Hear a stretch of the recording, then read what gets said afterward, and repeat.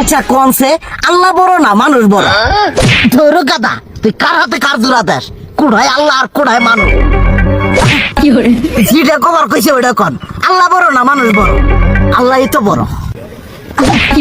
আল্লাহ বড়, তাহলে আল্লাহর কথা না হই না মানুষের কথা শুনেন কে? কি কইতাছস? কি আর আল্লাহর কথা মানে না মানুষের কথা মানে? হ্যাঁ, কি আর মানুষের কথা শুনেন তাই না? আমনে যে ওই দিনকে ডায়াবেটিসের রোগ নিয়ে যে হাসপাতালে গেলেন, ডাক্তার আপনারা কত কিছু খাবার না করলো, সব কিছু না খাই এখন চলতেছেন। তাহলে আল্লাহ যে আপনারা কইছে যে হারাম খাবার না, সুদ খাবার না, কই আপনি তো কাম কাজ বাদ দিয়ে এলাকার আমাদের টাকা পয়সা না গায়ে খালি ওইলে দিয়েই খান, নিজেরা টেও হালাল ভাবে কামাই করেন না, ওই সুদও তো না কয়টা টিয়া করে লাভ আহে ওইলে দিয়ে দিয়ে চলেন আর পেটা বড় বানাইছেন। শুনেন একটা কথা কই, হারামের কোনোদিন আরাম নাই। হালাল পথে রুজি রোজগার করেন, প্রয়োজনে এড়া বেলা কম খায়েন, তাও শরীর পিণ্ডও ভালো থাকবো, কোনো রোগ বেদও হবো না, আরামও পাবেন, আল্লাহও খুশি থাকবো। তুই আমার এইভাবে বুঝাবি আগে কইলি না কে?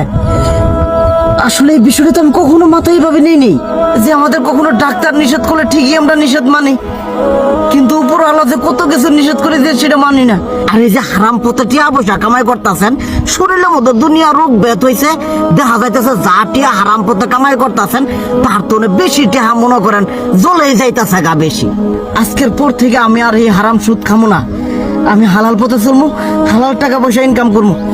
এতে করে যদি একবেলা কমও খাইতে হয় তবুও খামো, তবু আমি আর এই হারাম পথে চলবো না। আচ্ছা ঠিক আছে।